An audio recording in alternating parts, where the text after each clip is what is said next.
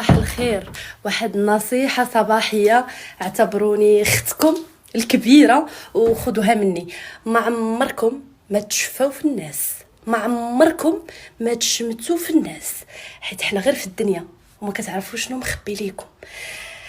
درت لكم هاد لاستوري حيت فريمون قلبي ضرني. واحد السيده صراحه ما نعرفهاش، وقع عليها مشكل، شفت فيديوهاتها، وكإنسانه كامرة بقات فيا الصدمه فين كاينه. دخلت نقرا لي كومونتير، طبعا كاينين ناس زوينين وكيقولوا هضره مزيانه وكيدعيو معاها، وكاينين ناس بزاف كيشمتوا وكيتشفعوا. راه كاين حديث، راه الرسول صلى الله عليه وسلم قال: لا تظهر الشماتة لاخيك فيرحمه الله ويبتليك. وانا هذه عشتها. وانا عطيتكم هذه النصيحه حيت عارفه كاينين الناس بالنسبه لهم شي مصائب وشي مشاكل وشي حاجات خايبين راه كيوقعوا للناس، ما يمكنش يوقعوا لي انا لا كيوقعوا للناس. لا، راه يقدروا يوقعوا لك انتي اولا حتى انت.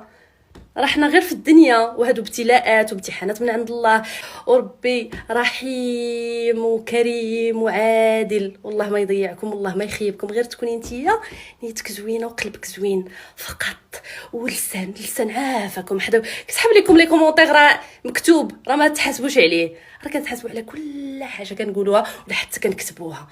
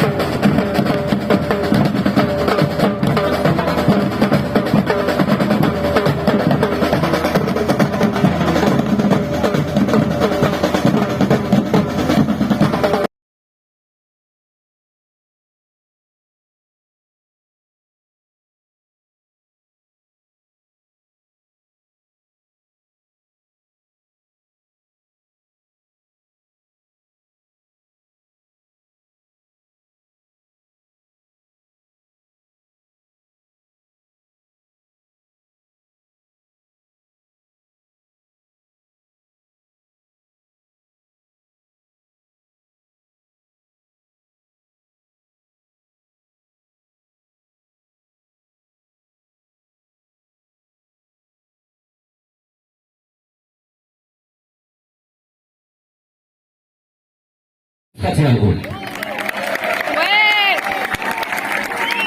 البداية كأي حدث رياضي كان أم ثقافي أم سياسي، اعتزاز بالوطن بأبناء وبنات الوطن، فلنقف احتراما للنشيد الوطني الخالد.